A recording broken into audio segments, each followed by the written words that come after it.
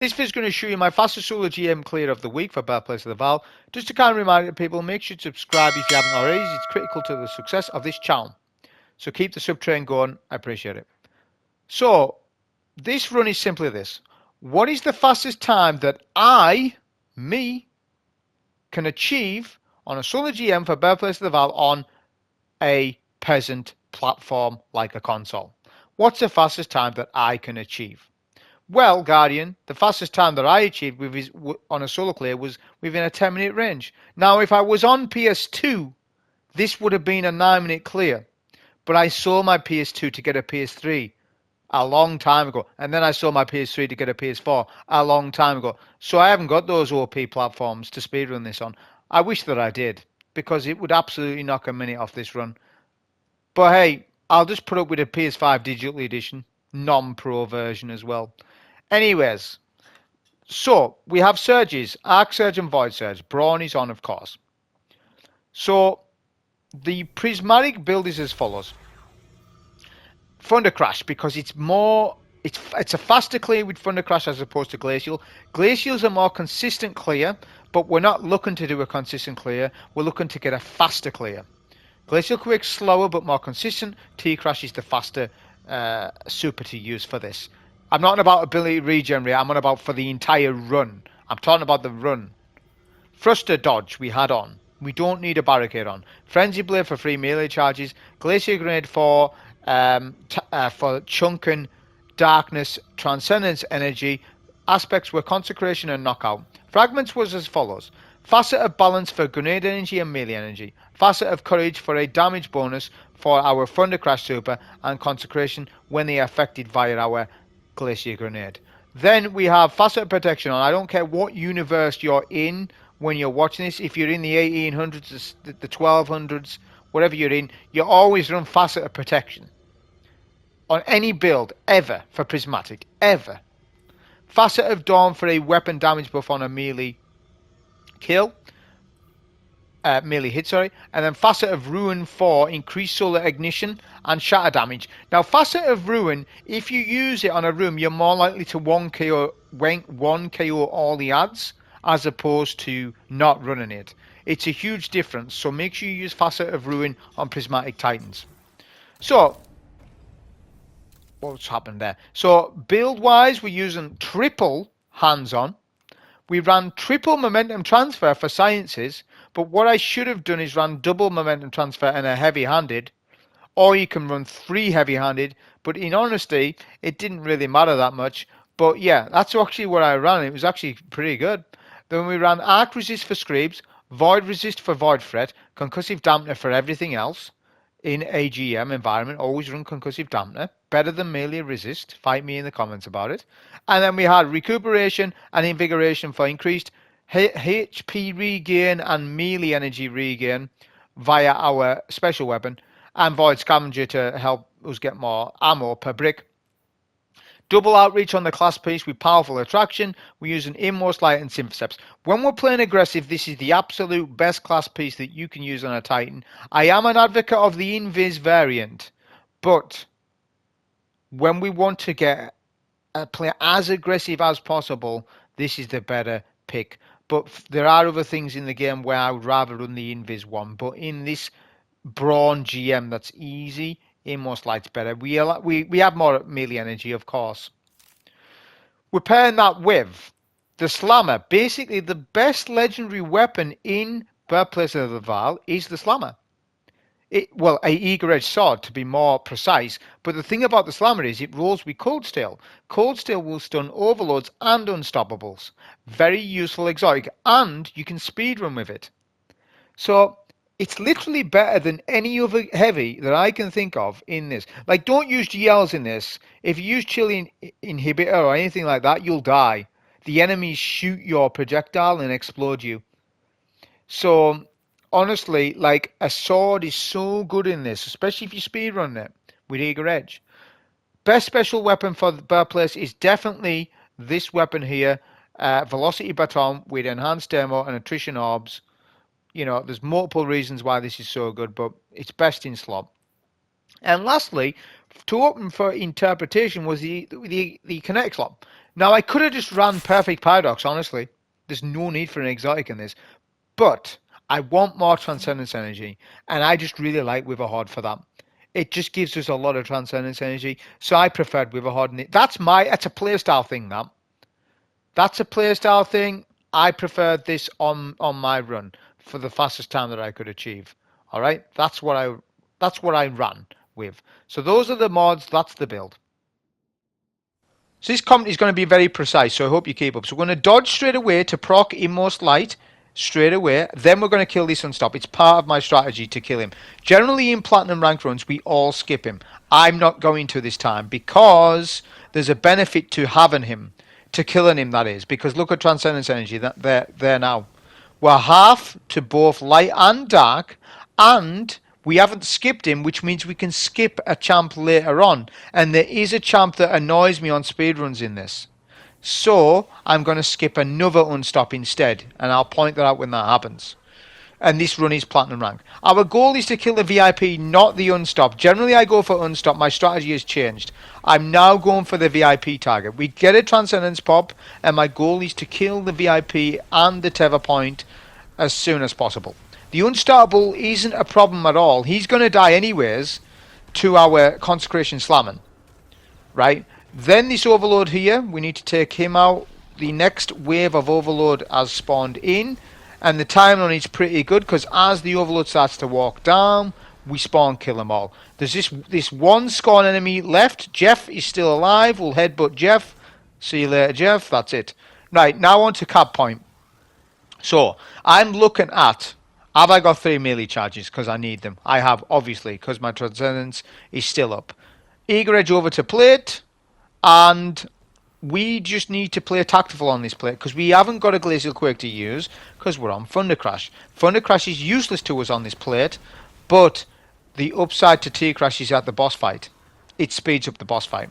So it's worth running it, just that we need to play more tactical on the plate and make sure that our Consecration Slam kills the Screebs rather than the Screebs exploding.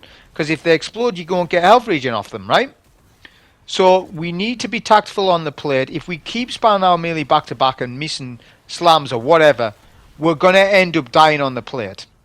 Right? So we cannot step off the plate at all. I think I stepped off the plate twice, lost 2 seconds. Every time you step off the plate, you lose time on a speedrun. I hope people understand this. This is not a regular run.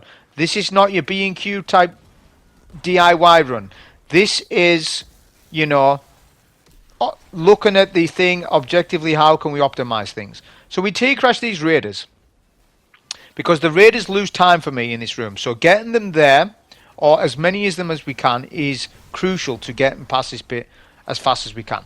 We'll get a Transcendence pop here. This Unstoppable, unfortunately, stuns us as we stun him. So there's a 5-second loss there because of that. But I will be honest, the raider has just made his way over here.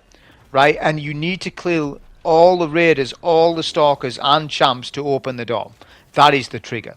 So there probably is a time lost there, 5 to 10 seconds at most, because of the stomp off the Unstop. It's RNG as well, you know, there's elements of that. I'm not farming seconds and times and minutes, I'm farming growth in subscribers. That's what I'm farming. Not, you know, I'm not wanting to be Guinness Book of World Records best, but I'm wanting to be very good on my platform. That's what I'm wanting to do.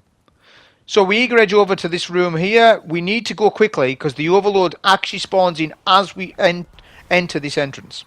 So we Consecration Slam the door there, and then we need to get a stun with our GL and Glacier. Glacier will give us our Transcendence, Darkness, and then the Slam will give us Transcendence to fill up the rest of the light energy. Okay, now we're going to shackle the remaining enemies and Consecration Slam those as quickly as possible. If the ads start to spread out at all, it can cost us time. But to be honest, if I'm being honest with you, I've done this a lot of times, that room was pretty good. That went well. The ads grouped up pretty good. This is a skip here. This is obviously still a plat room. So we Eager Edge, then a Frenzy Blade, then another Eager Edge. If I hadn't Frenzy Blade there, I wouldn't have made that, so I was close. I did run High Lift to help me get that skip. Okay, so our goal here is to aggro one of the unstops, not both. This is an advanced set of skill, look, because we just want one of the unstops, not both of them, right? Because we've already killed the initial unstop that started at the start of the GM. Okay, so for platinum rank, we only need to kill this unstop here. The other one can be skipped. That's part of the plan. So we pop we didn't pop a transcendence. We used our consecration slams to kill the unstop. The play is almost capped. I don't want to waste too much special either. I'll use it when I need to. I'm not stepping off play at all. There we go. We'll get some orbs while we go over there. Let's eager edge past this unstop. Which he was hitting me quite a bit there. That's fine. Over to plate 2. So I'm looking at my melee charges. I'm thinking about how many I've got. I've got 2 there, which is pretty good. I'm gonna pop a transcendence on this plate anyways, so it won't matter too much.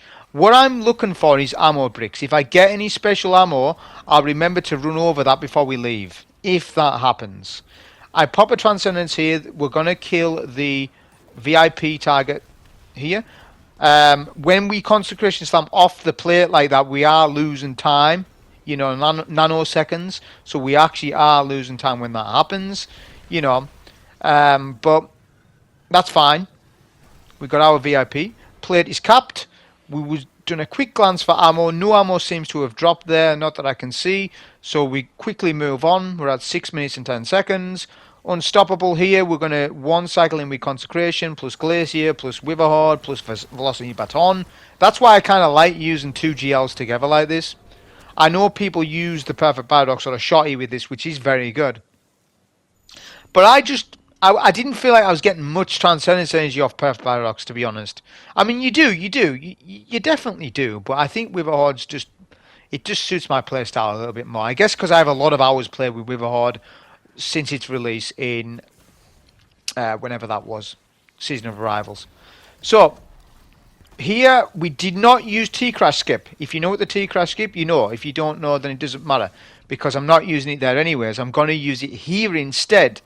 This is a better T-Crash for me, because look, I'm able to instantly kill these 2 overloads here, and this is basically a time save for me, right? So we'll clean them up with either a sword or a finisher kill, and then we move on. We don't need T-Crash for the next part, but we definitely do need a Transcendence. Now, if I have melee charges already, that's beneficial, because look, I can slam before I even pop a Transcendence, so which I'm exactly going to do that. This clears out this section so much better than usual, right? Now I can then pop a Transcendence. Notice super energies racking up really quickly. And we can basically clear out all these ads. There was a Wandering Captain, but if I'm being honest, for this bridge section, in terms of optimization for time, it went pretty well. Especially with the T-Crash on the double overloads. Using it there, then, you know, that means I've got 2 slack-handed Consecration Slams. Then I can do my Transcendence. Is actually very good. Okay, boss fight. So we're going to go behind him. This is more consistent for slamming him. So look, do our 2 slams first. We've got a Glacier. The Overload will die anyways. He will end up dying. We build up our Transcendence energy there. We Witherhoard. Then we T-Crash. Boss is almost dead. We're going to have to pop a Transcendence, which is unfortunate. Because that means we'll have to refarm it up. But he ends up working out in the run anyways. But I'm just stating. We send the boss away. Boom. See, now you can see why T-Crash is so good. So look at this. We end up eager edge on a Screeb, which is I totally meant to do that, didn't I? Of course I did. So we'll just get rid of them with our Consecration Slam. We're going to eager edge over to the Overload. Special ammo is very low, by the way. It's actually really low, but we end up doing fine. We'll do a Glacier, then we'll do our Slam. Once the Overload's dead, that's fine. We'll dodge through the portal for melee energy. Now we have to look for Unstop. Unstoppable is over this side, so we'll slam him first. Right, then we'll get our debuff, because the Unstoppable was that far away, I couldn't have got there in time. But look at the Glacier chunk. Glacier chunk was beneficial, We'll do Witherhoard, then we'll do a T-Crash, which we did hit it, but not fully, but that's fine, because then we've got a Transcendence to pop. Pop our Transcendence. We'll get a reload with our GL via Demolitionist. Then we'll just keep Consecration slamming over and over. We're on 9 minutes 40. We're approaching last phase. Boss is done. And that's it. We're good. We're halfway to our super. We'll eager edge over. We've got plenty of heavy. Look at the amount of heavy that we get. Slammer is definitely the best weapon that you can run in this, heavy-wise, if you want to go quickly. Because again, like I said, Cold Steel, any sword that has Cold Steel and eager edge together, it's basically very good. Okay, we didn't push the Overload off the map, which, like I was hoping, that's RNG based to a degree. Depends on where he is, depends on what, the angle of the nade and all that stuff. But anyways, we finish him off with sword. Now we're looking for the Overload. This is a done deal at this minute. We're 10 minutes 20 seconds. We'll get our damage with our GLs. Then we'll use a Consecration Slam. He's done. Then we'll do another Consecration Slam, a Glacier, then Witherhoard, then T-Crash, then we'll pop a Transcendence, and then that'll be the boss dealt with. We're at 10 minutes 40 seconds. So yeah, this run was really good. I'm happy-ish with it. I'm happy-ish with it. If I was on PS2, you know, it would have been 60 seconds quicker, but, you know, I sold it a long time ago, so we'll just have to make do with this clear. Hope you enjoy. Thank you.